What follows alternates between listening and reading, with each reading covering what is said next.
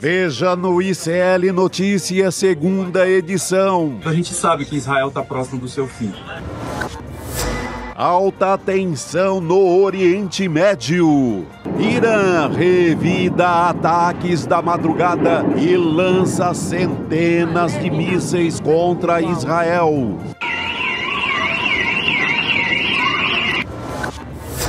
Foi tocar sanfona na cadeia. É o capitão do povo que vai voltar de novo. Ex-ministro bolsonarista Gilson Machado é preso por tramar fuga de Mauro Cid para Portugal. PF na cola da pistoleira. Carla Zambelli armado aqui, galera. Polícia Federal diz já saber localização de Carla Zambelli, que pode ser presa amanhã. O ICL Notícias, segunda edição, está no ar.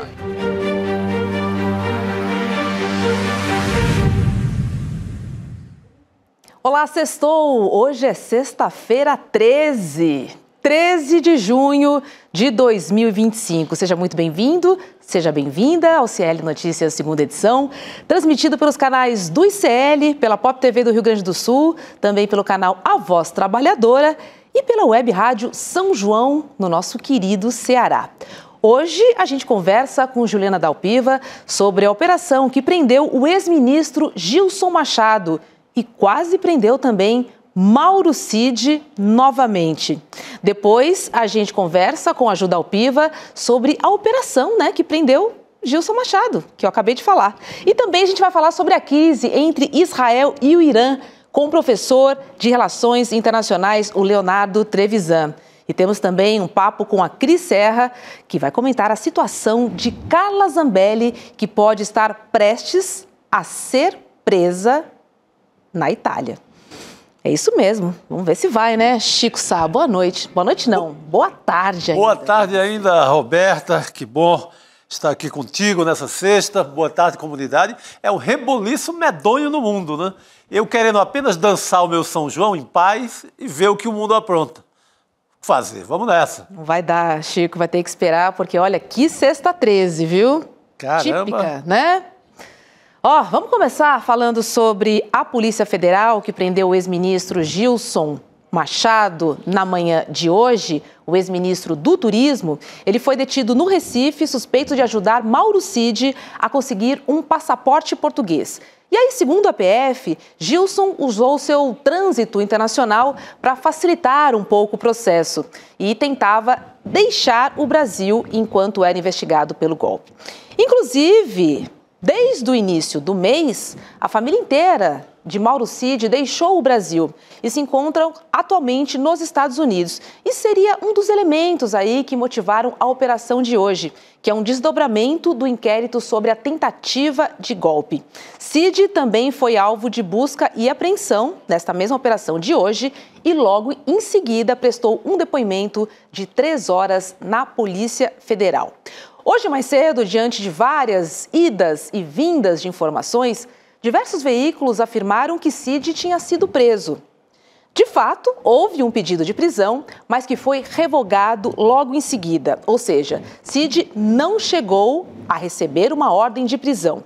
E essa informação foi dada em primeira mão pela Juliana Dalpiva aqui no ICL Notícias. Por isso, agora vamos conversar com a Ju, para contar para a gente um pouquinho sobre essa manhã tumultuada, informações desencontradas. Mas, Ju, você cravou, hein? Boa tarde. Boa tarde, Robs. Boa tarde, Chico. Boa tarde para a nossa comunidade. Importante a gente sempre trazer informação precisa, correta. É para isso que a gente trabalha aqui no ICL. Pois é. Muito bem, né? Naquele alvoroço da manhã, as TVs ali dando a prisão, a lintagem, a prisão do Cid, e eu esperando a Juliana confirmar, botar o carro dela no mundo para entender a história. E foi isso que aconteceu. Nada de prisão do Cid, sobrou apenas para o ex-ministro do Turismo, que tem realmente um trânsito incrível no consulado português no Recife. Confirmei agora há pouco com amigos da área também, lá no nosso Pernambuco.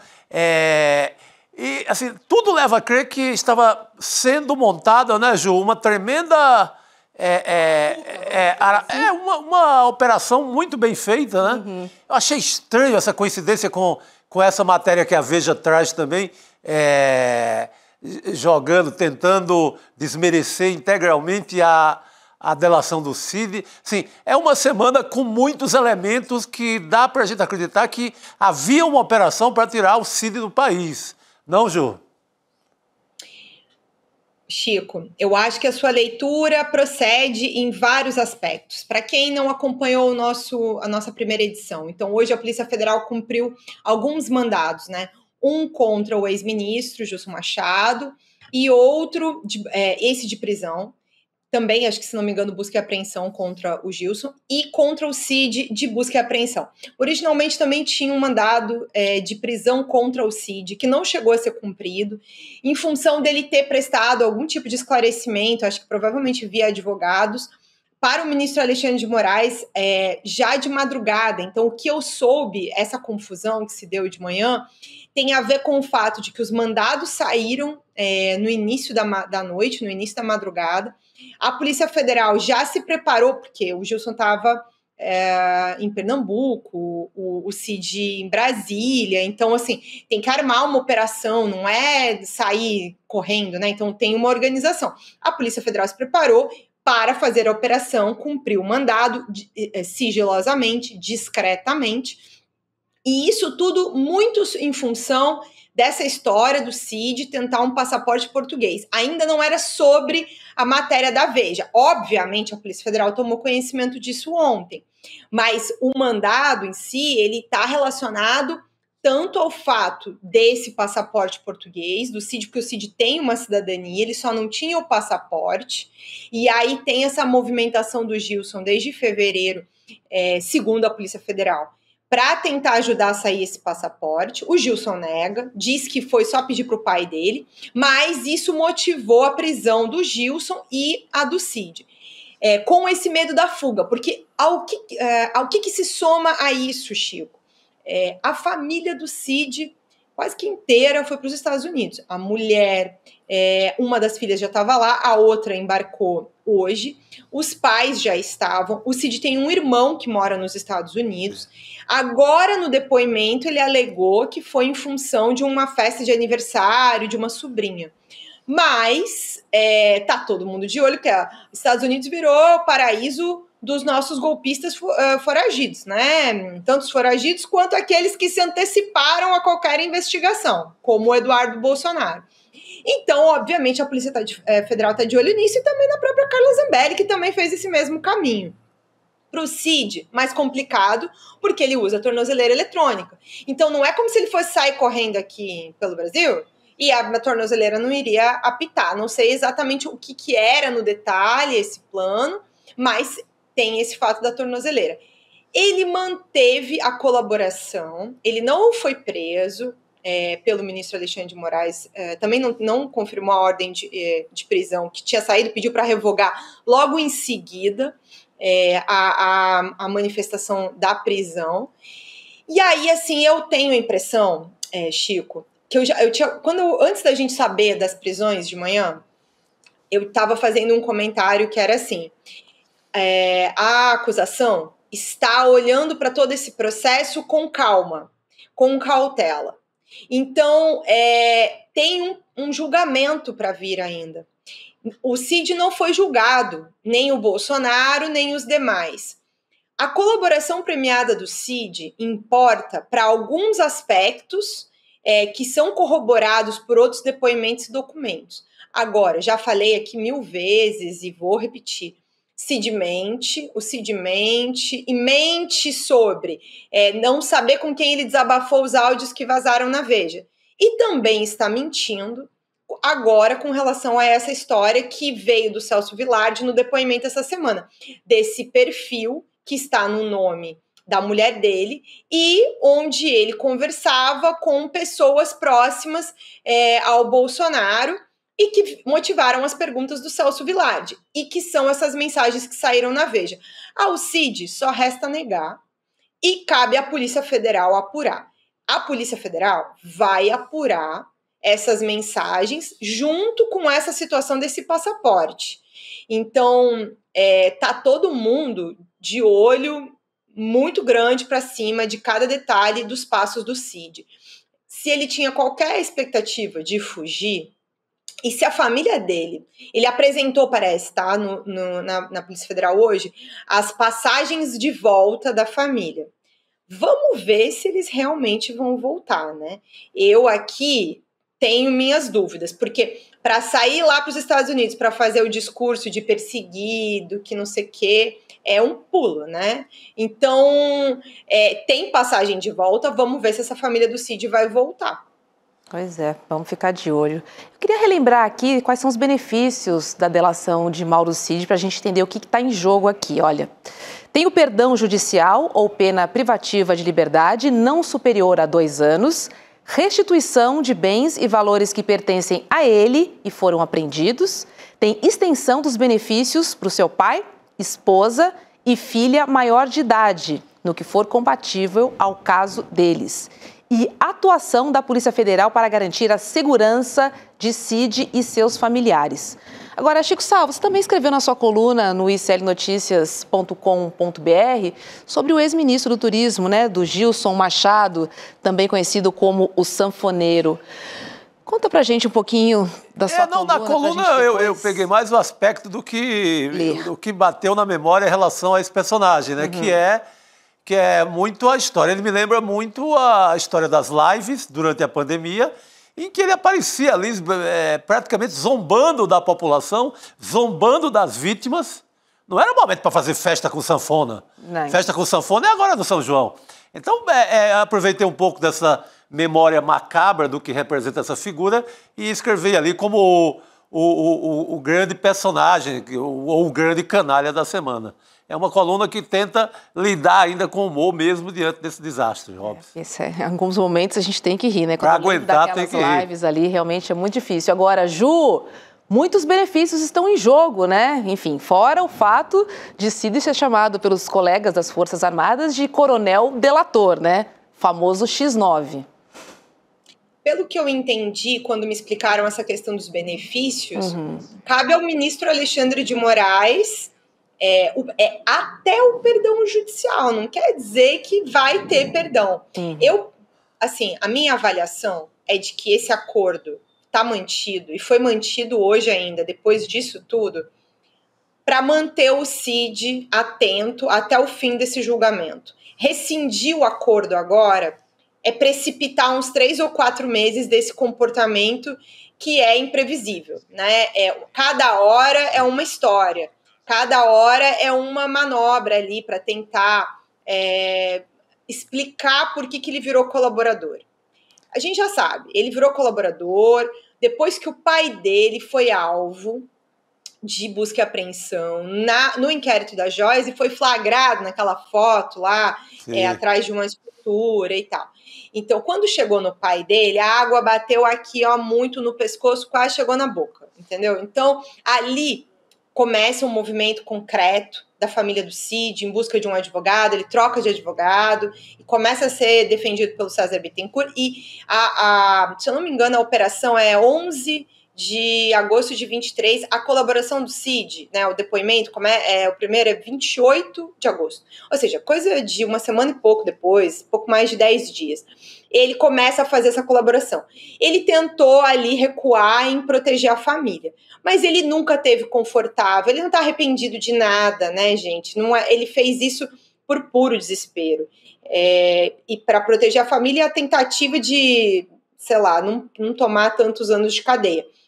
Eu acho, por tudo que estou vendo, que há uma irritação muito grande com esse comportamento do Cid. Não é de hoje. A própria Polícia Federal, em novembro, já apresentou um relatório para o ministro Alexandre de Moraes, que foi chancelado pela PGR, pela rescisão dos benefícios, ou seja, para não estender mais benefício nenhum ao Cid, simplesmente ficar com as provas, com os depoimentos, mas não dar mais nenhum dos benefícios aí que você estava mostrando, Robson. Então, assim, eu particularmente acho que quando chegar o momento do julgamento, eu não consigo acreditar que o Alexandre de Moraes está olhando para tudo isso, e não tá anotando no caderninho dele lá, entendeu? Eu tenho essa impressão de que lá na frente, quando julgarem o mérito do caso, as acusações, a conversa vai ser outra. Pois é. Agora, Chico, a impressão que eu tenho é que o Mauro Cid está cercado por todos os lados, assim, não tem uma porta favorável para o Mauro Cid nesse julgamento. Nenhuma, eu não vejo nenhuma. Não, ele está acossado ali, ele está com todos os representantes do bolsonarismo, incluindo os militares, no cangote dele, né? O tempo inteiro, até o próprio sanfoneiro, de alguma forma. É estranho também tentar o passaporte para outro. Essa viagem para Portugal seria forçada quando se trata desse tipo de personagem. É para pensar também que poderia ser jogar ele fora do Brasil de uma maneira também não muito amigável. Há essa possibilidade. Se não era uma operação para precisamos você fora daqui. Então, a família já nos Estados Unidos, é muita coincidência que justamente essa semana não esteja mais nenhum familiar do Mauro Cid no Brasil. Essa capa da Veja tentando destruir a delação. Então, são muitos elementos, mas é um personagem que vive sob pressão total. Mas foi muito vacilante no depoimento dele, né? Muito, acho que, intimidado pela presença ali de todo mundo, dos generais, dos ex-amigos. Faz um depoimento ali, cumpre o que estava na delação, mas de maneira muito educada com os réus, muito cuidadoso, muito zeloso com os réus. Aí se tem notícia de uma possível ida com operação para pegar passaporte no Recife, aí fica, imagina a desconfiança de todo mundo agora em relação a ele, inclusive do próprio Alexandre. Mas eu queria perguntar, Ju, diante disso tudo, você acha que uma anulação, vamos partir para a coisa mais radical possível, uma anulação dessa delação, o que causaria nessa história toda, Ju? Seria um desastre ou a Polícia Federal já tem tudo, a PGR já ofereceu tudo para uma condenação de todo mundo, como a gente prevê? Chico, não existe a possibilidade de anular a delação. O que pode cair são os benefícios. Isso é o que prevê, né, a própria lei da colaboração. Então, assim, o colaborador, ele tem que manter sigilo da colaboração. Ele é obrigado a falar a verdade sobre todos os crimes que ele souber. Não é nem só sobre os da investigação. Se ele tem conhecimento sobre algum crime que ele participou, que ele soube, ele precisa comunicar. Então, ele foi preso na história do cartão de vacinação, e aí depois tinha a história da Joyce e do golpe. Ele era obrigado a falar tudo, ele não pode esconder nada. E ele precisa manter esse sigilo enquanto sigilo. Agora a delação não está mais sob sigilo. Mas quando ele estava trocando essas mensagens, ele estava rompendo o acordo, porque ali até a denúncia, que é de fevereiro, a colaboração ainda estava sob sigilo, então ele não podia falar. Tem que ver especificamente o período, mas ali já, comprovando que foi o Cid que escreveu, é a comprovação da quebra do sigilo da colaboração. E é motivo para a rescisão dos benefícios. Agora, junto com a prisão do Cid, tem a apreensão do celular dele, que é uma das principais provas, né? Ele teve 9 celulares apreendidos, segundo o próprio Cid. Tudo que foi extraído desses celulares é grande parte das mensagens que a gente tanto falou aqui no ICL, que estão nas denúncias oferecidas contra aí os mais de 30 réus. Então, isso não tem nada a ver com a colaboração premiada, isso permanece. E o Cid deu informações que são corroboradas pelos depoimentos do Brigadeiro Batista Júnior, do general Freire Gomes, de outros réus. Eles admitiram essas reuniões e tudo mais. Então, grande parte do que está corroborado não só pela colaboração do Cid. A colaboração do Cid é um elemento importante para conectar várias peças, mas ele não é o que estrutura a denúncia contra o Bolsonaro e os demais. Tem muitas provas documentais, né? Por exemplo, o plano Punhal Verde Amarelo, ele é apreendido no HD do general Mário Fernandes. Então, nem tem relação direta com o Cid, nenhuma, entendeu? Então, assim, tem muito... E as coisas que foram apreendidas na sede do PL, que também indicavam, inclusive, o vazamento da colaboração. Tem um documento que é apreendido lá, que é uma perguntas e respostas, que indicam muito que era o Cid respondendo para o coronel assessor do Braga Neto. Então, assim, eu não acho que exista nenhum grande prejuízo do ponto de vista da acusação rescindir os benefícios do Mauro Cid. O que eu acho que, assim, num caso muito extremo, tá, Chico, o risco que se correu dentro dessa possibilidade do Cid fugir era que ele fosse para os Estados Unidos criar uma cena lá, se juntar com o Trump, e porque no Brasil tô sendo perseguido, que não sei o que fiz uma colaboração premiada, obrigado, que fui... se bobear, ia dizer até que foi torturado para falar o que falou, entendeu? Então, essa tentativa de descredibilização de fora para dentro, eu acho que se correu esse perigo. E eu me pergunto se a família do Cid não vai acabar querendo fazer isso. Vamos supor que a família do Cid decida ficar nos Estados Unidos. Não volte. Porque a mulher do Cid estava encrencada na história das mensagens da fraude do cartão de vacinação. O pai está no inquérito das joias. Eu acho que tudo isso vai pesar para eles. Se vão voltar, se não vão voltar. Não teve denúncia da PGR ainda sobre a questão das joias. O pai do Cid foi indiciado, ainda pode ser denunciado. Porque o Cid foi... eles até quando saiu o indiciamento, eles ficaram assim, mas a colaboração não ia ter, não sei o quê. E até pelo que eu me lembre, a colaboração é individual. Ele não pode negociar benefício para o pai, entendeu? Isso fica meio que no ar, assim, sabe? Se vai denunciar. Mas, assim, do ponto de vista legal, o Cid não protege o pai. Tipo assim, qualquer crime que for imputado ao pai, o pai é que tem que fazer a colaboração premiada. O Cid não pode fazer para o pai dele, pelo que tinham me explicado, inclusive. Agora, eles estão de olho nisso. A denúncia das joias ainda não veio. E ela ainda virá. Então, eles estão de olho nesse processo. Agora, pode ser que eles optem pelo caminho Carla Zambelli das coisas, Alan dos Santos das coisas, Paulo Figueiredo das coisas, que é fugir, ficar nos Estados Unidos. Aí, o passaporte europeu tem uma série de facilidades para quem tem passaporte europeu nos Estados Unidos, mas tem a questão, a implicação de trabalho e tudo mais. A legislação está cada vez pior lá com toda essa questão dos imigrantes, né? Agora, interessa ao governo Trump, se quiser continuar fazendo esse escândalo, essa campanha contra o Brasil, manter a família do Cid para sustentar esse discurso.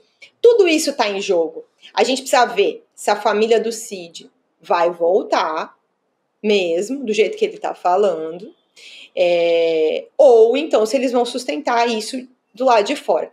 Eu acho que a tensão que aconteceu nesses últimos dias deixou todo mundo um pouco na cautela. A gente vai ter que esperar os próximos dias para saber os próximos passos deles, né? Porque da Polícia Federal me parece muito claro que vão chegar para comprovar aí como o Cid quebrou a confidencialidade. Não estão provando que o Cid mentiu sobre as informações que ele deu com relação à trama golpista. O que está naquelas mensagens mostra que o Cid quebrou o sigilo da colaboração. São coisas diferentes, entendeu?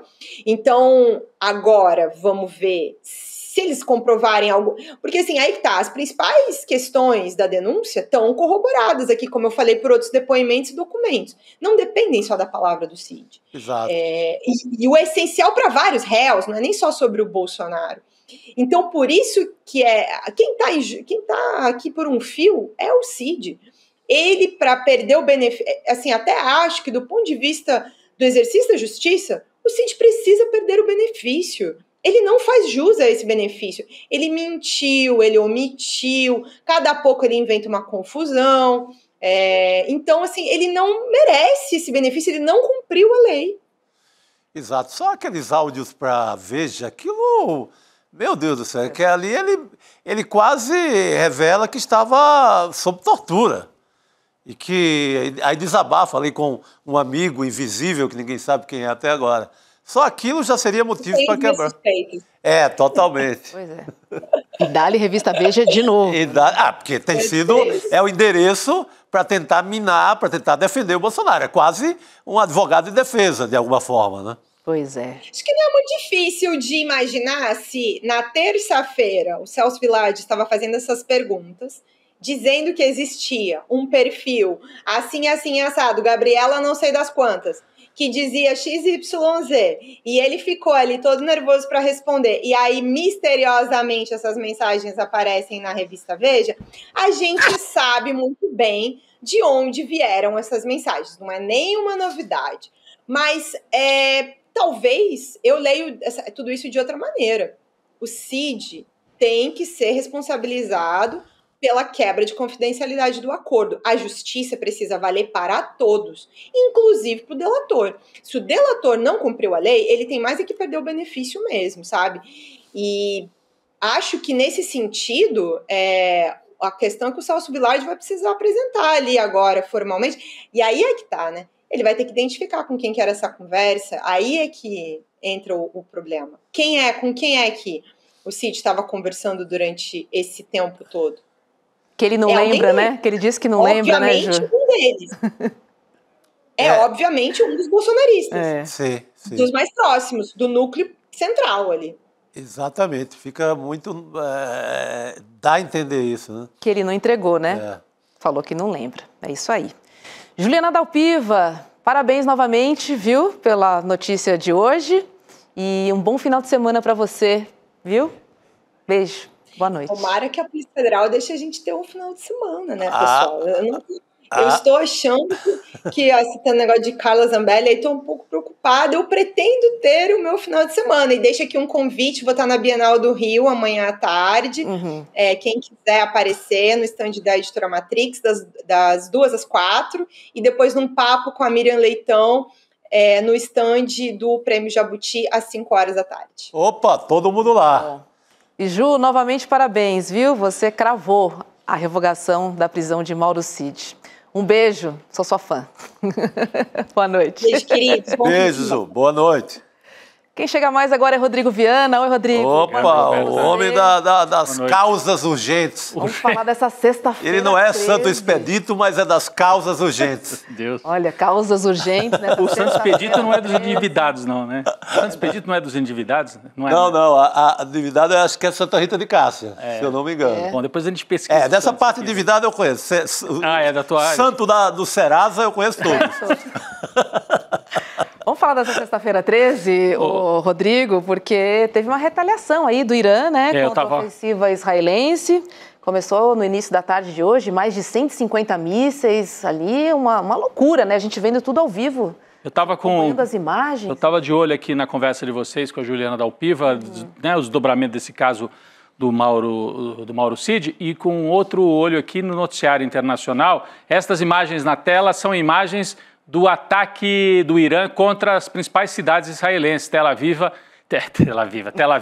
e Jerusalém.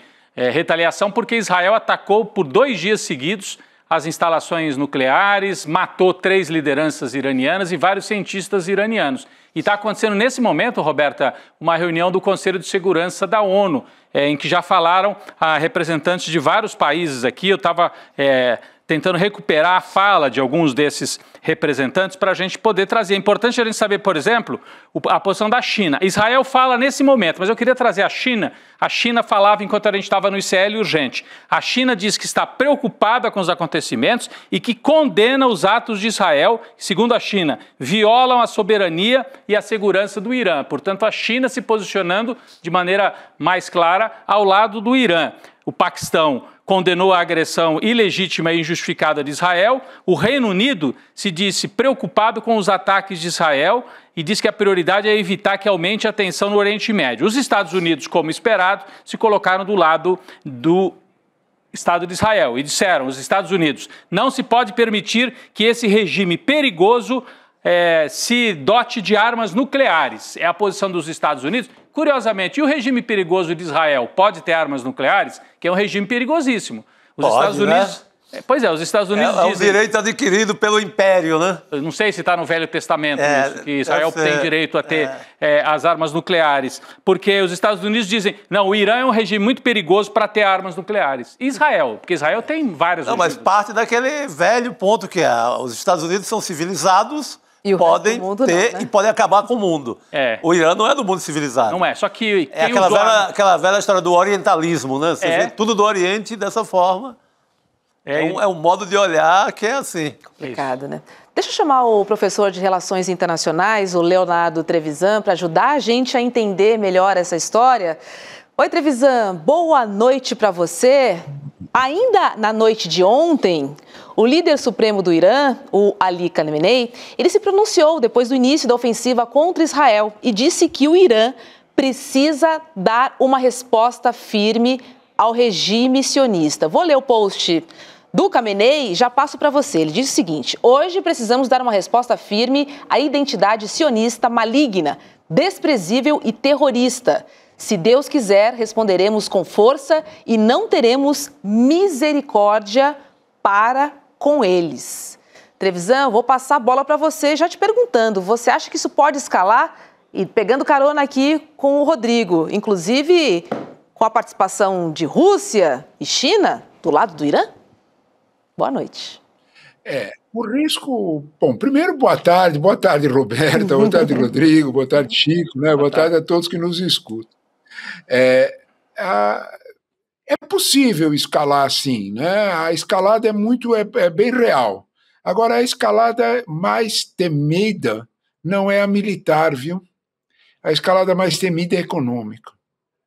Se, do ponto de vista militar, né, a resposta iraniana ela está muito contida, porque a gente precisa entender, né, que Israel, como diziam vocês, né, ela, de alguma forma, esse ataque de hoje é um ataque complementar, né? O ataque real, o ataque mais eficiente, ocorreu em outubro passado. Se vocês repararem, né, Israel atacou em todas essas frentes, ela atacou em várias cidades, né? Ela atacou em Tabriz, ela atacou em Shiraz, ela atacou em Khorramshahr, ela atacou em Fordov, e é claro, Teherã, e atacou principalmente o complexo nuclear de Natanz, né? E fez todos os restantes, não perdeu um único avião, não perdeu um único caça. Não aconteceu nada com os atacantes. Os céus do Irã são de Israel. Por quê? Se a gente não olhar para esse dado, a gente não entende como é que as coisas estão acontecendo. Em outubro do ano passado, Israel fez um ataque surpresa, aproveitando um momento de tensão, e eliminou as 4 grandes bases de mísseis que o Irã tinha de origem soviética, de origem russa, cuja função era exatamente proteger os céus de Teherã. A função está anulada. Israel há uma sequência nesse processo. É um plano de eliminação da força iraniana que está na sua 2ª ou 3ª fase. O ponto mais essencial disso é a absoluta eficiência, não há outra palavra, da inteligência militar israelense na penetração no Irã. Ela está conseguindo, você não mata, está acertado pelo menos 6, mas o Associated Press fala em mais de 10 cientistas iranianos que estavam em prédios diferentes, né? Nós ainda não sabemos a quantidade de civis que foram mortos nesses ataques para matar um cientista. Nós não sabemos a quantidade de civis que foram mortos para matar a cúpula das Forças Armadas iranianas, porque não foi só o comandante da Guarda Revolucionária Iraniana, foi o chefe do Estado-Maior e vários generais comandantes de tropa que foram atingidos. A resposta do Ali Khamenei foi diferente da resposta do Hezbollah. Ele imediatamente assumiu as mortes e nomeou. Tá no Washington Post de hoje. Sim. Então, de alguma forma, ele agiu com muita rapidez para essa reposição. Mas ele lhe falta elementos. Observe que os ataques de hoje a Israel são só com drones, repetindo os mesmos episódios do ataque, daquele famoso ataque de 200 drones. A Jordânia, por exemplo, abriu seu espaço aéreo para que os drones fossem interceptados pela aviação israelense antes de chegarem a Israel. Então nós temos aí um xadrez geopolítico diferente e um xadrez geopolítico em que Israel está cumprindo a sua determinação. Ela tem um plano de eliminação do poder iraniano. Esse plano, talvez, é difícil dizer, tenha outros matizes, tenha outros cordões que levem a situações, inclusive com países árabes moderados, sunitas, em relação ao Chile. Mas o que mais explica esse segundo ataque, que é um ataque, entre aspas, né, Roberto, que desobedece os Estados Unidos, isso é notório, que não queriam esse ataque agora fazem essa ceninha de tudo, mas o Trump não queria. Talvez a gente precisasse se perguntar por que o Trump não queria, e a resposta é aquilo que eu estava começando a falar, né? Se o Irã quiser realmente pôr fogo, né, na situação, ele apenas e tão somente fecha o Estreito de Hormuz. E isso é fácil para a Marinha iraniana fechar. Por ali passam 30% da oferta de petróleo para o Ocidente. Só fazer a continha aritmética. E a gente vai ver o dano que isso vai acontecer nas finanças ocidentais, porque o petróleo vai explodir. Só a ameaça do ataque, o petróleo subiu 11% de ontem para hoje. Isso é suficiente para a gente entender tudo? Não. Nós temos dois lados nessa história, e um lado dele está bem escondidinho, viu, Roberto? Que é, nós estamos todos focados na ação militar. Aconteceu uma ação política, na política interna de Israel, que é fundamental para entender a desobediência a Trump, a desobediência aos Estados Unidos. A gente precisa olhar que no Knesset, o parlamento israelense, 3 dias atrás, houve uma surpreendente votação de uma moção de censura contra Netanyahu, que foi barrada por 61 votos contra, exato, tem 120, 61. 61 votos contra, um sinal fundamental. Porque os que queriam a moção só deu 53. Ué, cadê os outros 7? Os outros 7, na verdade, são do partido Shas, que estão dando um recado a Netanyahu. Qual era a briga? Qual era o motivo da briga? Os seminaristas dos ultra-ortodoxos teriam que cumprir o serviço militar. Eles não aceitam isso. A Suprema Corte israelense mandou que fizesse, 85% da população israelense quer isso, porque todo mundo serve o exército, uma tragédia real em Israel. Por que aqueles não servem? Sem contar uma malandragem, viu? Vamos ficar quietinho, o Chico falou lá da Serasa, tem Serasa lá também. Nos últimos 3 anos, multiplicou-se o número de jovens que aderiram a esses seminários. Por que será, hein? Para não Ora, servir que dúvida. Professor Trevisan... Para não servir o exército. Exatamente. Professor, eu queria só sugerir, o senhor falou do Estreito de Hormuz, que é por onde passa o petróleo, 30% do petróleo do mundo. A gente tem um mapa aqui, Roberta, se a gente pudesse adiantar e colocar o mapa na tela, o mapa da guerra Israel-Irã. Não, é isso, esse aí. Ali é aquele, não está apontado ali no mapa exatamente o estreito, mas ali onde está a palavra Irã. Logo abaixo da palavra Irã, se eu não estou errado na geografia, professor, é ali o Estreito de Hormuz, certo? Se o Irã fechar ali, não passa o petróleo nem do Irã, nem da Arábia Saudita, né, de várias partes, não é isso? Nada. 30% fica vetado. Mas sabe, Rodrigo, o importante da gente entender é o jogo político interno em Israel, e sobre quem é que efetivamente passou a mandar em Israel. Esse é o ponto. Porque a troca para que Netanyahu não fosse derrubado pela questão do serviço militar para os ultra-ortodoxos, a troca disso foi ele avançar sobre o Irã, desobedecendo os Estados Unidos.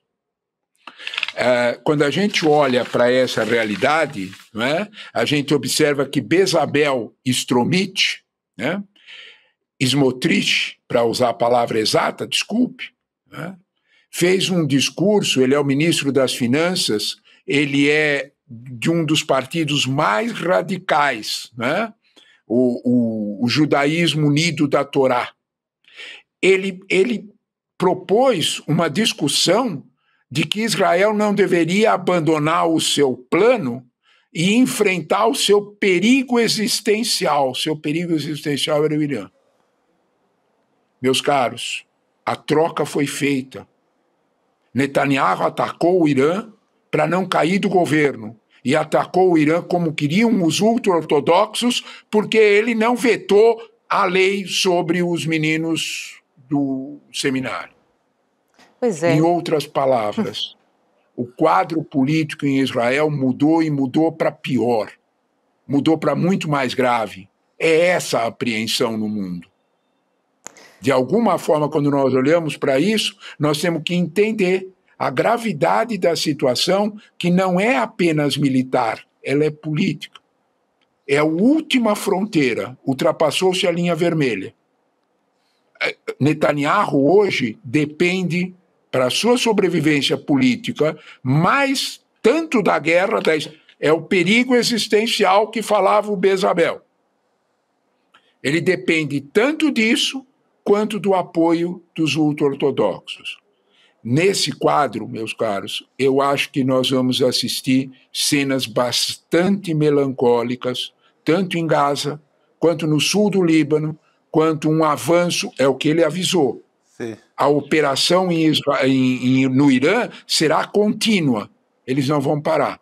A resposta iraniana será além dos drones. É esse o medo de Trump. Trump não ficou um menino pacífico, um menino bonzinho, dizendo que queria fazer um acordo com o Irã de graça. Lembra-se que há uma semana... Aliás, sábado estava marcado, para próximo sábado, uma reunião, que agora ficou meio sem sentido, né? Porque, inclusive, a maior parte das instalações nucleares iranianas foram para os ares. Se a gente quiser brincar com o apocalipse, né, o presidente Rafael Grossi, que é o presidente da AIEA, da Associação Internacional de Energia Atômica, fez um aviso bem grave. Não se ataca reator nuclear. O vazamento já aconteceu e foi contido. Nós estamos brincando com coisa que não se brinca, e não é de uma situação apenas e tão somente nós estamos deixando que ultra-ortodoxos assumam decisões. É isso que está assustando o mundo. É essa frase, é essa preocupação da China, é essa preocupação da Rússia.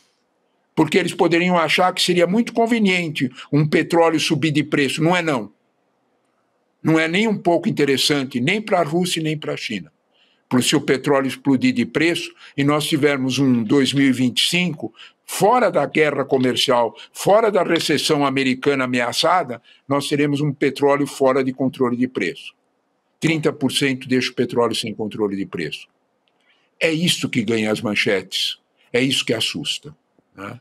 E, Trevisan, você falou dos mortos, né? Vamos lembrar que o bombardeio inicial de Israel matou 2 generais da elite do exército iraniano, o vice-comandante das Forças Armadas e também mais 6 cientistas nucleares. Vamos dar uma olhadinha na arte que a gente preparou?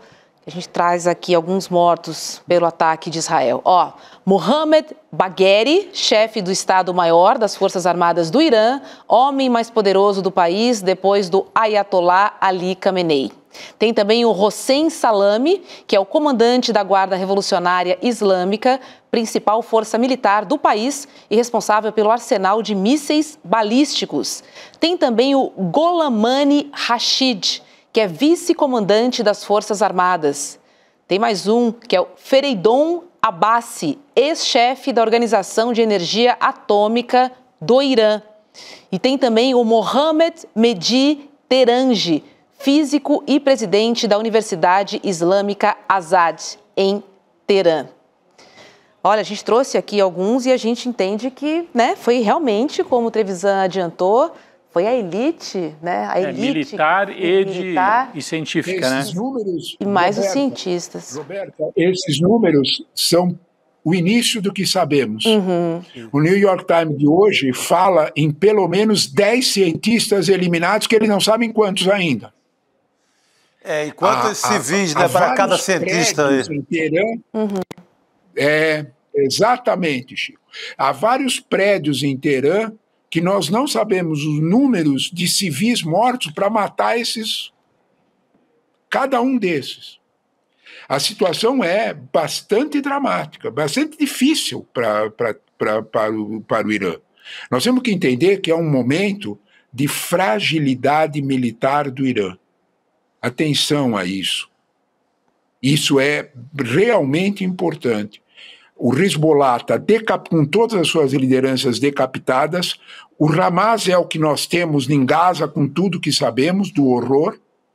Os próprios Houthis, porque há mísseis que atingiram Tel Aviv. Não. Esses mísseis não são iranianos. São os Houthis que atiraram. Hoje à tarde, Rodrigo, a notícia apareceu de forma bem clara. Os mísseis que chegaram, que incendiaram um prédio em Tel Aviv, não é de origem iraniana, é Houthi. Professor, é do Iêmen. O que o senhor está dizendo é que os mísseis são... o que veio do Irã são os drones. E o que foi de míssil... São só os drones. Mísseis são do... Porque a capacidade de lançamento nós não sabemos os estragos feitos pela aviação israelense. Foi uma madrugada inteira de bombardeio. Se você me lembrar de Dresden, eu vou te dizer mais ou menos. Nossa, Dresden... Alemanha. Uau. É Dresden, meu amigo. Dresden. Foi uma madrugada inteira, um dia seguinte. Olha o que a Roberta acabou de mostrar. Nós temos que olhar para as coisas como elas são. Tem um livro... E como elas são, é uma situação muito tensa. A resposta iraniana é Davi Golias. A resposta iraniana é muito modesta. É o que elas podem fazer. Se nós olharmos, o Irã optou, o comando iraniano optou por dar alguma resposta, porque é mais para o público interno deles. É a mesma história dos 200.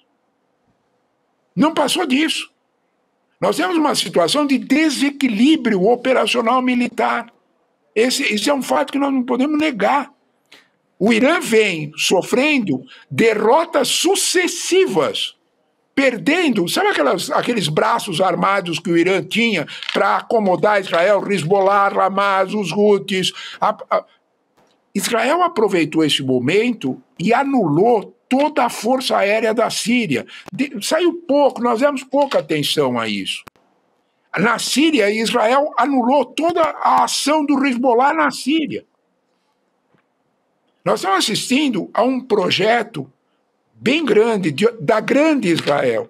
Sim. Quando nós ouvimos falar do resort em Gaza, nós só nos assustamos com a palavra resort. O que nós não percebemos é o quanto Israel já ocupou de Gaza. Os 2 milhões de palestinos estão num canto em cima de Khan Yunis. Eles estão encostados no Mediterrâneo. Nós estamos enfrentando a um projeto. É preciso ter clareza disso. Os americanos sabem disso. O motivo... Agora, o problema é a reação no restante do mundo árabe. Os americanos não tiraram os seus diplomatas de Bagdá de graça. Eles tiraram os seus diplomatas de Bagdá porque não sabem qual será a resposta dos xiitas no Iraque. Isso pode incendiar o Oriente Médio inteiro, porque tem xiita em várias regiões, com guerras civis muito fortes. Nós estamos lidando com uma situação que é ultrapassar limites. A contenção do Trump em relação a isso não é gratuita. A contenção da China, que você lembrou, Rodrigo, não é gratuita. A China olha para aquilo ali e percebe claramente os riscos geopolíticos e de desestabilização de uma região que é central no mundo. Sim. Esse quadro, não adianta nós falarmos de guerra atômica, isso é brincadeira. Né? O Irã não tem capacidade alguma de fazer uma... Como é que ele vai mandar uma bomba atômica que ele ainda não tinha? Né? E a gente já sabe, quem tem armamento nuclear é Israel. Professor, só para concluir aqui, a gente já sabe se o programa nuclear iraniano, Israel alega que se não atacasse agora, o Irã concluiria, né, conseguiria equipar mísseis. A bomba atômica, sim. Os ataques de ontem fizeram retroceder muito, então, o programa nuclear? Ou quanto a isso a gente não tem ainda um balanço? É muito difícil. É muito difícil a gente dizer o quanto foi a eficiência. Nós temos sinais. O mais grave deles, Rodrigo, é o sinal da IEA, o sinal do Rafael Gross, que é um denunciador constante do programa nuclear iraniano. Perceba-se bem a situação. É um argentino, um ítalo-argentino, que é bem crítico ao programa, porque ele diz que o Irã não aceita a transparência, não comunica o que realmente está fazendo. Né? Havia uma série de denúncias da IEA de que o Irã estava chegando perto, é um problema técnico, o Irã estava chegando perto de 60% de enriquecimento de urânio, o que lhe permitiria fazer 10 bombas atômicas se ele ultrapassasse a medida. Ótimo, tá bom, é isso, a IEA estava dizendo isso. O ataque israelense, a denúncia da IEA de que ocorreu um vazamento atômico em Natanz que foi contido, isso é gravíssimo. Gravíssimo, A frase do Rafael Gross é claríssimo. Não se ataca reator nuclear, você não sabe o que você está fazendo. Uhum.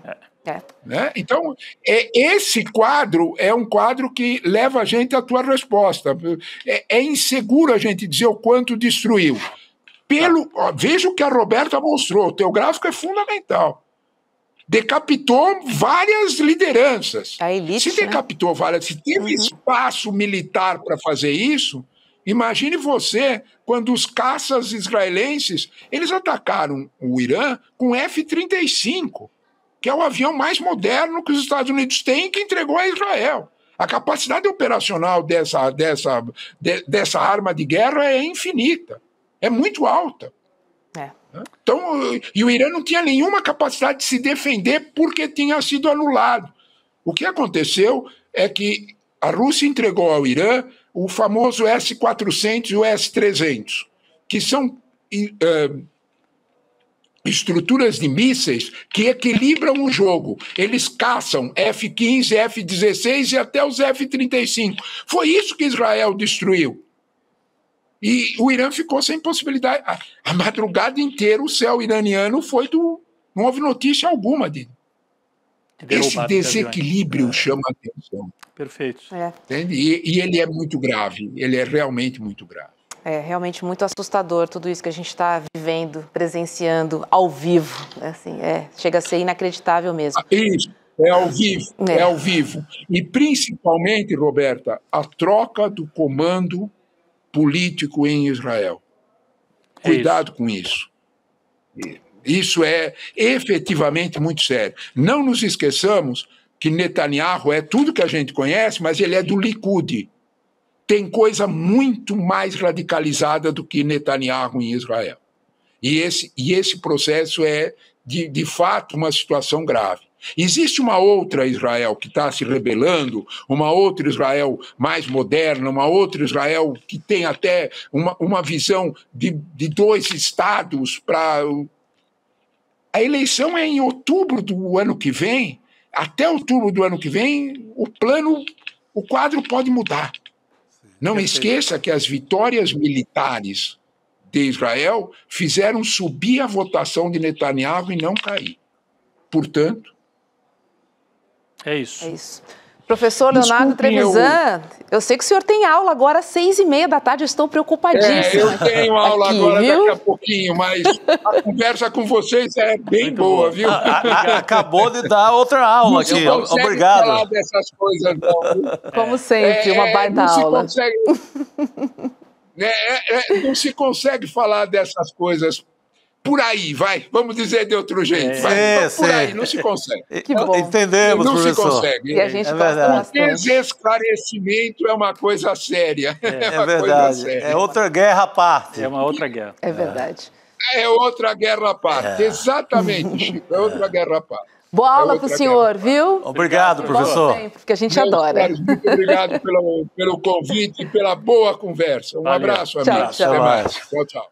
Vamos continuar falando desse conflito, meninos, porque o ataque do Irã é resultado de uma nova ofensiva de Israel contra o país na madrugada dessa sexta-feira, tá? Que começou com 2 bombardeios. E aí, após a ofensiva do Irã, Netanyahu falou em lutar pela libertação do regime islâmico, falando sobre o sucesso dos bombardeios no Irã e que mais está a caminho. Vamos ver um trechinho do pronunciamento do Netanyahu.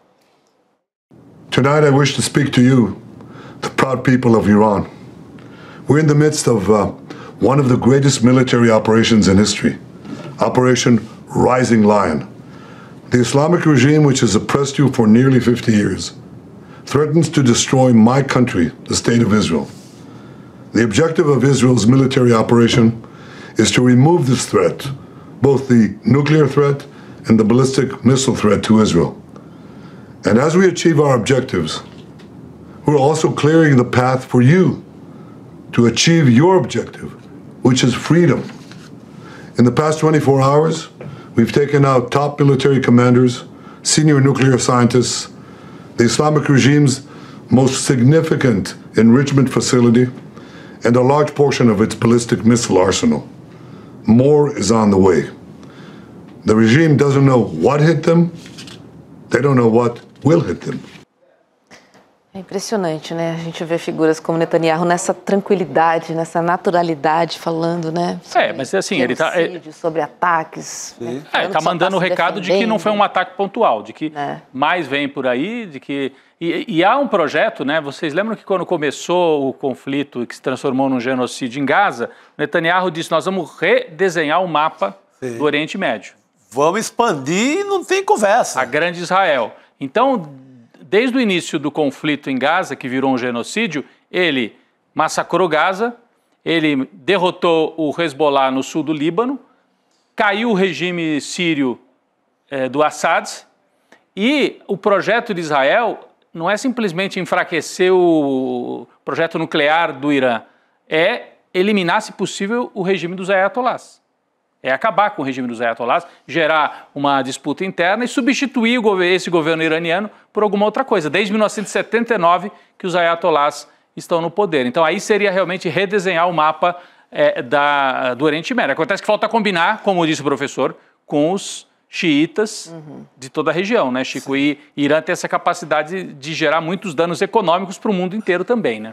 Mas quando ele fala em relação ao Irã, ele se dirige ao povo iraniano, o Netanyahu, e falando que a bronca é com o regime islâmico, não tem nada a ver com o povo iraniano, que são amigos desde Ciro o Grande. Israel e Irã são amigos desde o Ciro o Grande na história. Então, é essa história de eliminar o regime. Há um projeto, porque ontem eu assisti alguns canais de notícia que estão aqui do Brasil, totalmente alinhados com Israel, e eles estavam repercutindo esta ideia, como se fosse uma coisa boa. Está em curso uma troca de regime no Irã. Quase como um fato consumado. Vai cair o regime dos ayatollahs, eles vão ser enfraquecidos, vão ser substituídos. E aí Israel deixa de ter o seu principal adversário no Oriente Médio, que é o Irã. Os outros países não têm como fazer frente. E aí Israel pode expandir ainda mais as suas fronteiras, acabar de anexar Gaza, acabar com a Cisjordânia, expulsar os palestinos que estão lá e expandir ainda mais os seus territórios, né? Consolidar o domínio sobre as colinas de Golã, sobre aquele território ali na Síria também que está ocupado por Israel. Então, é um momento dramático, mas vamos ver também as consequências econômicas, como é que Estados Unidos e China reagem. O Trump é uma sinuca miserável, né? Exatamente. Porque anuncia-se uma recessão. Ele disse que evitaria gastos com guerra. Ele tem mais uma guerra gigante na mão. Uhum. A economia vai Como é que ele vai segurar a onda lá em Los Angeles? Como é que vai segurar a onda com o povo que ele prometeu o reino, a glória, não tendo nada, tendo menos do que o Biden, menos que a economia do Biden? E é impressionante isso. Ontem a mensagem do Marco Rubio, logo que Israel faz o primeiro ataque, esse ataque não é um ataque dos Estados Unidos. Deram apoio para Israel, porque estrategicamente sempre dão, mas esse não é um ataque promovido pelos Estados Unidos. Que o Irã não tente nos atingir, porque não é um ataque nosso. Então, deixaram claro, e eu vi ontem na CNN lá dos Estados Unidos, por incrível que pareça, a CNN dos Estados Unidos é um pouquinho mais crítica que a CNN Brasil, que é mais alinhada ainda com Israel, mas a CNN dos Estados Unidos dizendo, olha, é sintomático que o governo dos Estados Unidos deu um recado assim, esse não é um ataque totalmente endossado, porque geralmente eles endossam tudo de Israel, por causa disso, porque é uma sinuca para a economia mundial. O professor Trevisan acho que foi muito feliz aqui na explicação, né, Roberta? Mostrando que o Irã não tem capacidade militar de resistir a Israel, mas pode causar danos se fechar aquele estreito e impedir o petróleo de circular pelo mundo, né? É só adicionar um comentário também, que é importante também para Israel gerar, né, todo esse conflito, porque não dá para olhar para dentro de casa, principalmente Netanyahu, né? Ele foi muito criticado, principalmente porque, né, sofreu ali os ataques do Hamas. Então, assim, é importante também gerar esse caos, esse conflito, fazendo com que o país olhe para fora. O inimigo e não externo. Resolva as questões internas ali que são importantes. Exato, Roberto. E Gaza dividia Israel. O assunto Gaza não é 100% fechado, o país não é 100% fechado com Netanyahu. O genocídio divide o povo de Israel. E ele foi cobrado, né? E o ataque ao Irã, não. Não divide. O ataque ao Irã, ele une todo mundo. Porque uma coisa é atacar a população palestina em Gaza, que uma parte vê como um ataque desproporcional. Uma parte do povo israelense vê como um ataque desproporcional, está massacrando crianças, etc. Agora, atacar o Irã é atacar um inimigo que pode produzir bomba atômica. Então, ele junta todo mundo de novo. Ele une o país no momento que estava ameaçado de cair, como explicou o Trevisan aqui, com uma moção de censura, inclusive, que ele conseguiu evitar por pouquinho. Muito, muito bem lembrado, Roberto. Deixa eu trazer um recado aqui, porque dia após dia aqui no ICL a gente dá notícias sobre como o extremismo está se articulando cada vez com mais força, né? A gente está falando de guerras, a gente está falando de conflitos, falamos dos Estados Unidos aqui todos os dias nos nossos jornais. Gente, a extrema-direita tem um plano em curso para derrotar a democracia. Mas nós temos aí uma única chance de sobrevivência, viu? E quem vai nos contar qual é essa única saída possível é o nosso professor João César de Castro Rocha, nosso colega aqui do ICL Notícias, que desvendou as ferramentas da extrema-direita para ganhar popularidade e se manter no poder. O interessante é que agora ele preparou uma aula para compartilhar com a gente todo esse conhecimento. Vai ser no dia 15 de junho, que é um domingo, às 8 horas da noite. É uma aula aberta e online com o professor João César de Castro Rocha, como eu comentei, e ela se chama A Semente do Caos e terá a mediação de Eduardo Moreira. Então não fique de fora, garanta a sua vaga agora mesmo acessando icln2.com.br. Lembrando que conhecimento e ação coletiva são as nossas melhores ferramentas. Reforçando, é no dia 15 de junho, um domingo, às 8 horas da noite, mais uma aula imperdível com o nosso professor. Um domingo também conhecido como Este Domingo. Próximo domingo, depois de amanhã, 8 da noite, A Semente do Caos, Roberta. Depois de amanhã, né? Porque hoje é sexta-feira 13, tá com uma cara Meu de Deus do céu! Em todos os sentidos.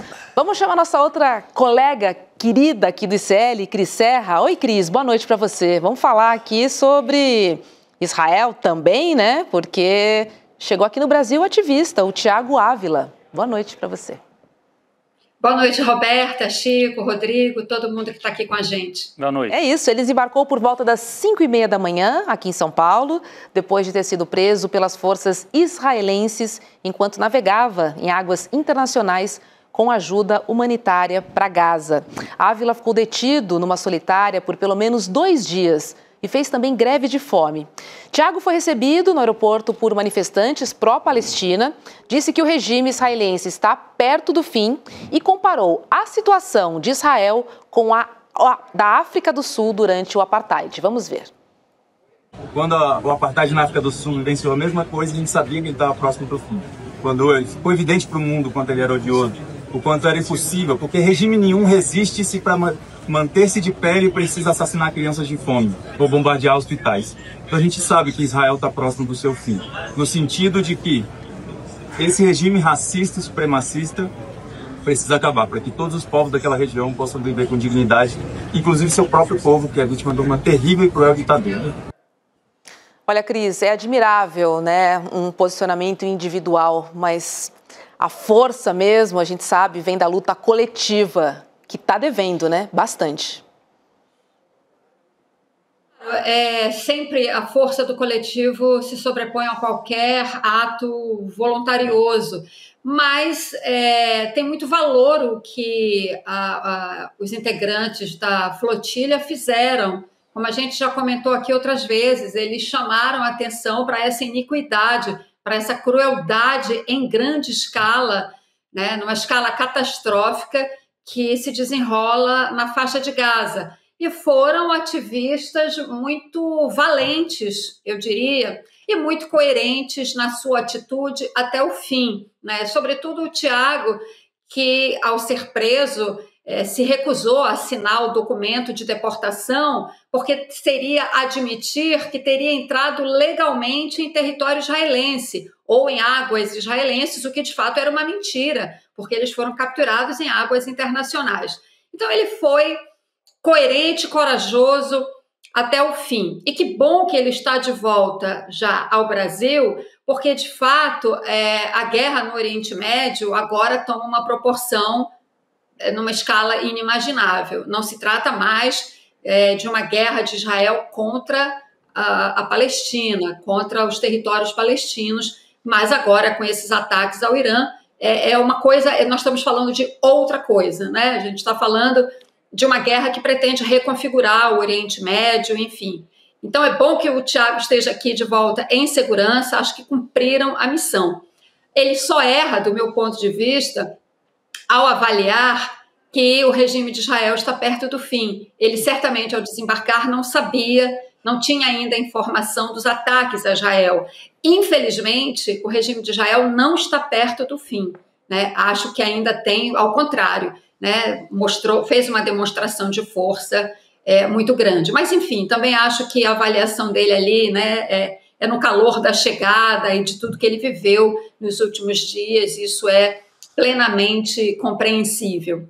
Eu queria acrescentar só um dado aqui eu estava acompanhando o debate muito importante que vocês estavam tendo aqui com o professor Trevisan, que é o seguinte: esse ataque de Israel ao Irã, guardadas as devidas proporções, ele lembra muito o que os Estados Unidos fizeram com o Iraque 20 anos atrás, 22 anos atrás, mais ou menos. Quando os Estados Unidos atacaram o Iraque, foi em cima daquela mentira de que Saddam Hussein tinha armas de destruição em massa, né? O que o tempo provou que era uma mentira, né? É uma das maiores fake news, né, da história geopolítica mundial.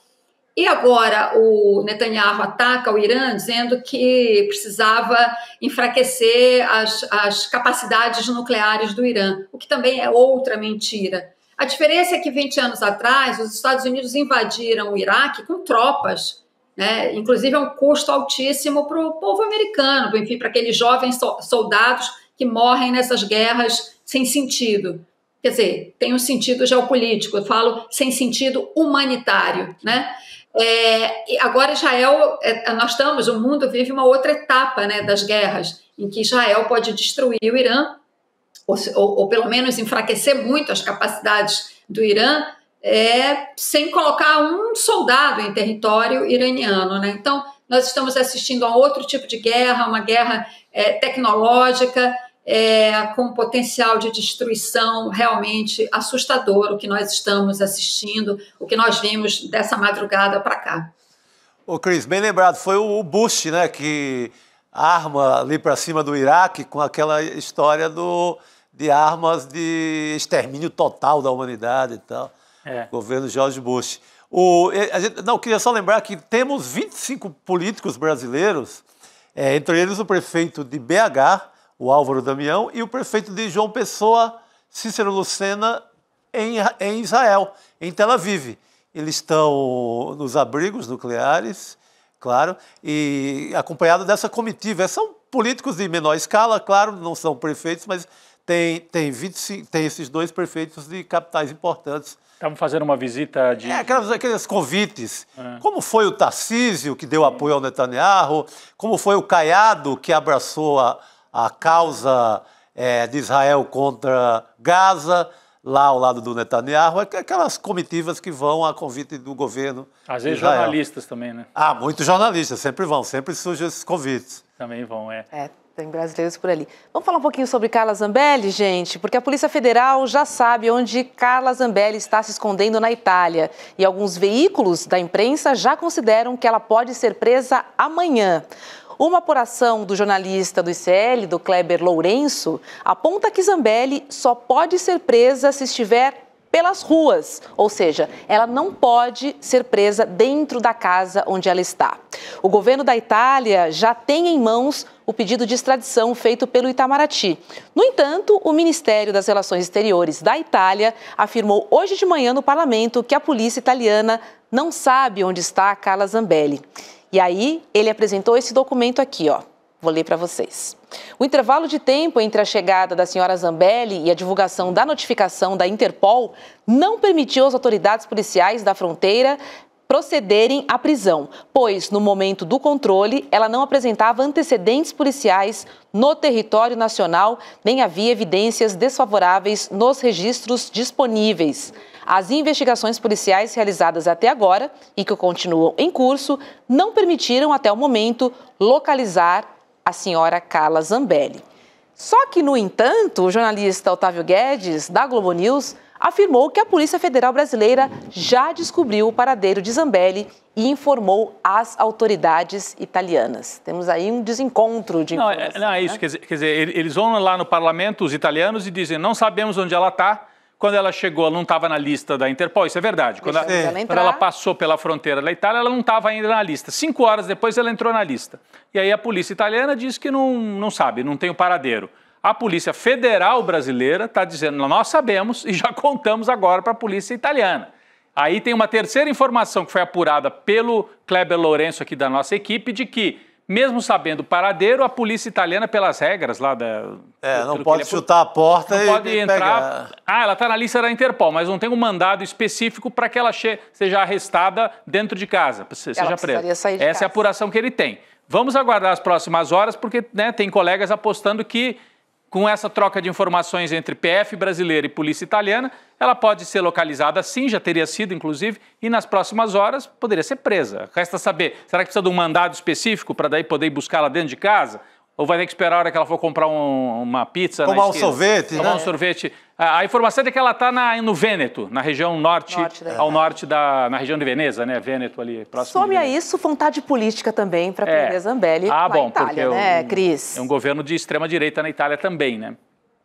O embaixador, creio que foi o embaixador brasileiro na Itália, deu uma entrevista para a Globo News e ele pareceu muito seguro de que sim, de que ela será presa e que não vai demorar, que é uma questão de tempo. Ele disse isso, que ela não pode ser presa dentro de casa e nem se ela estiver hospedada num hotel, ela não pode ser presa. Mas a partir do momento que a polícia italiana tiver a informação do paradeiro dela, é só fazer aquela velha e boa campana e no momento que ela vacilar, sair, botar, enfim, o pé fora de casa, aí eles podem prendê-la. Mas eu sei que as informações, de fato, são desencontradas, mas, afinal de contas, a gente está falando do embaixador, que a gente supõe que seja uma pessoa muito bem informada e que está em contato com as autoridades italianas. E ele me pareceu bastante seguro de que é apenas uma questão de tempo, que não há nenhum problema entre as polícias, não há falta de coordenação, os governos estão em contato e que precisava dessa informação, saber onde ela está. A partir do momento que se sabe, o único cuidado, novamente, segundo o que ele falou, o único cuidado, não, a única restrição é que ela não poderia ser presa no local onde ela está hospedada, segundo a lei italiana, que pode ser uma casa, pode ser um hotel. Fora isso, ela pode sim ser presa e aí mandada de volta para o Brasil, que é o que a gente espera, é o que deve ser feito, né? Pois é. Aguardaremos ansiosamente esta informação no final de semana. Agora, Chico, vamos lembrar que ontem, né, a Câmara dos Deputados informou que atendeu à determinação do ministro Alexandre de Moraes, do STF, e bloqueou o salário dela.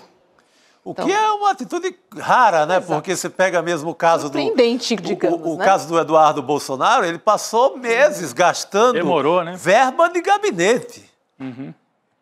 Ele estava licenciado. R$130 mil por ele estava lá se alimentando, indo para Disney, passeando com verba de gabinete. Nesse caso, pelo menos, foram mais rápidos e já cortaram essa parte de salários, benefícios, etc. Espero, né? Pois é. Outra notícia que chega, Cris, é que o governo da Itália informou que os 3 filhos do ex-presidente Jair Bolsonaro conseguiram cidadania italiana. Flávio e Eduardo conseguiram a cidadania em 2023 e Carlos obteve em 2024. A gente tem um print aqui do comunicado do governo italiano, diz: seus filhos, Flávio, Eduardo e Carlos, por sua vez, iniciaram o respectivo procedimento junto à embaixada com resultado positivo, obtendo a cidadania italiana. Flávio e Eduardo em 2023, como eu contei, enquanto Carlos em 2024. Está todo mundo arrumadinho para vazar, né? É Mauro Cid com cidadania portuguesa e os Bolsonaro com cidadania italiana, prontinho realmente para vazar. O bolsonarismo vai se enfraquecendo. E a gente ontem ainda, Cris, só para completar, tem a ver um pouco com esse assunto que a gente estava falando, ainda repercutindo muito mal nas redes sociais bolsonaristas a maneira como o Jair se portou perante o Alexandre de Moraes, né? Então, aquilo de fazer brincadeira, eu vi várias postagens, de gente dizendo, pô, ele nos traiu, a gente ficou lá na porta dos quartéis, ele chamou todo mundo de maluco e tal. Não só chamou de maluco, como está preparadinho, deixou os filhos preparados, um já se mandou. Se precisar, os outros 2 se mandam para a Itália também, Roberta, é isso que nós temos pela frente. Agora, isso quer dizer que o bolsonarismo se esfarelou totalmente? Não, mas ele sofreu mais um golpe com esse depoimento aí perante o Xandão, viu? Pegou mal. Rodrigo, como você falou, o bolsonarismo ainda não murchou completamente, mas isso esvazia muito o bolsonarismo, essas atitudes covardes, né, bravateiras. Aí a gente, esse contraste do Jair Bolsonaro quando estava no poder e agora, diante do processo no STF, né, o comportamento dele sentado no banco dos réus, de fato, é um contraste, né, muito... Ele deixa muito à mostra quem é, na verdade, Jair Bolsonaro, né? Bravateiro, valentão, né? E agora, diante dos juízes, um cordeirinho. Agora, você sabe que o contraste maior sobre quem é Jair Bolsonaro, o contraste maior que eu acho que deve ser feito é a atitude do Bolsonaro diante da justiça, da acusação feita a ele, e a atitude do Lula quando enfrentou o Sérgio Moro. Estou falando isso porque, casualmente, passou num desses feeds aí de rede social. Agora, ontem eu estava assistindo a cena do Lula quando vai prestar depoimento para o Sérgio Moro. Ou seja, como a pessoa que não tem o que esconder, né, que não se furta a responder a acusações, por mais falsas que sejam, né? Ele, quando foi decretada a prisão dele, se apresentou, foi preso, enfim, enfrentou o cárcere, né, por quase 2 anos, enfim. E naquele momento especificamente, como ele enfrenta o Sérgio Moro, e o Sérgio Moro tenta se contrapor, e ele fala, o presidente Lula, não, hoje é meu dia de falar, eu vim aqui para falar. E ele fala em cima do Moro, e o Moro fica quieto. Não tem outra saída ali a não ser deixar o Lula falar. O contraste entre esta cena e a cena de Bolsonaro, né, se rebaixando ali, né, assim, amedrontado diante do Alexandre de Moraes, não há nada mais ilustrativo da diferença, né, entre o caráter dessas duas pessoas. Então, Bolsonaro e família, eles são isso aí, né, querendo todos agora, ele e seus comparsas, né, porque o Mauro Cid é delator, mas também não é flor que se cheire, é outra figura também complicada, para dizer o mínimo. Todos aí procurando, né, um lugar para se esconder, para viver fora do Brasil, né, porque sabem que aqui as coisas vão ficar muito difíceis para eles. Mas é isso, eles são esse tipo de gente. Pois é, pegou mal, ficou feio, viu, Cris? Ficou bastante complicado. Essa fragilidade que ele demonstrou não era o que os apoiadores esperavam, com certeza, né? Aquele homem viril, né, nos palanques, falando, canalha, não seguirei, a ditadura da toga, e de repente pediu até desculpas, né, pelas palavras, enfim, chamou o Xandão para ser o seu vice e chamou, né, os seus apoiadores de malucos, que eu acho que foi assim. Não, uma figura que se sustenta em cima da coisa da testosterona, do imbrochável, ele é todo lastreado nessa coisa aí da macheza. De repente se apresenta lá como um gatinho siamês, carente. Com a voz fraca, né? A vozinha fraca, todo... viu aqui, quase pedindo perdão, pô. Ficou feio. Pega mal. Cris, vamos falar um pouquinho sobre a exploração do petróleo na Foz do Amazonas, porque o Ministério Público Federal pediu a suspensão do leilão de 172 blocos de petróleo e gás. O leilão está marcado para terça-feira que vem e inclui 47 blocos da Foz do Amazonas. O MPF argumenta que ainda falta o cumprimento de medidas previstas na legislação socioambiental para exploração na margem equatorial. Cris Serra é uma novela, né? Que todo dia tem um novo capítulo sobre essa exploração. E não tem como ser diferente, Roberta. É um assunto que, de fato, é controverso, né? Todo mundo sabe que eu sou contra a exploração de petróleo, na Foz do Amazonas em especial, mas não apenas lá, né? De uma maneira geral, é preciso se caminhar muito rapidamente para outra forma de geração de energia. Claro que há um período ainda de transição, né, mas essa transição tem que ser rápida, né, e não contar com a abertura de novas fronteiras de exploração de petróleo. Ou seja, tem que acabar com esse negócio de furar poço de petróleo. Então é isso, as instituições estão aí para se confrontar, enfim, até que se tenha uma posição definitiva. Esse pedido do Ministério Público Federal no Pará é justamente um pedido de liminar, né, para impedir o leilão, porque já seria semana que vem. Então tem que ser uma decisão, a Justiça terá que dar uma decisão rápida. Agora, é muito importante a argumentação do Ministério Público Federal com relação a esse assunto, né? Claro, é uma peça extensa, mas o cerne da questão o Ministério Público Federal argumenta uma coisa importante, a falta de estudos, de fato, principalmente a falta de estudos que mostrem, que façam uma avaliação de uma eventual abertura dessa fronteira exploratória, da quantidade de poços que seriam perfurados e a produção de petróleo que seria feita, qual é o impacto disso no clima, né, diante dessa questão urgente e evidente do aquecimento global, né?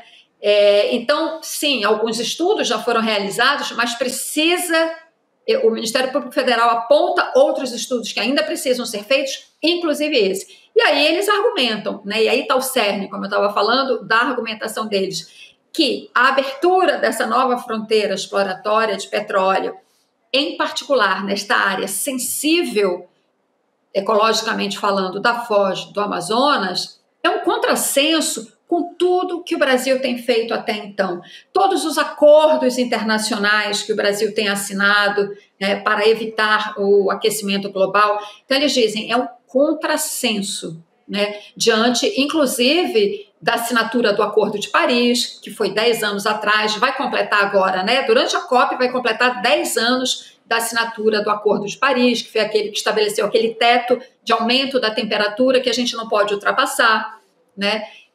E se você vai continuar abrindo poço de petróleo, esse é o caminho mais rápido para ultrapassar essa meta que foi estabelecida pelo próprio Acordo de Paris. Então, o documento, em resumo, a argumentação do MPF é importante porque ela vai no cerne da questão, ela vai nesta contradição que eu tenho dito, que é a seguinte: o Brasil tem que decidir se é uma potência ambiental ou se quer ser um petroestado. Esse é o cerne da questão, do meu ponto de vista. Claro. Com certeza. A gente sempre está de olho nessa história, né? Porque a gente sabe que, enfim, além da COP30 tá aí, sim, é uma questão de sustentabilidade, é uma questão de futuro, é uma questão de presente, é um olhar que a gente precisa ter, porque a gente já se comprometeu. Agora a gente precisa agir, né? Com um mundo melhor para todo mundo, para a gente viver com a energia limpa e sustentável. Roberta, por isso que você está falando é muito importante. A gente já sabe o que precisa fazer. Uhum.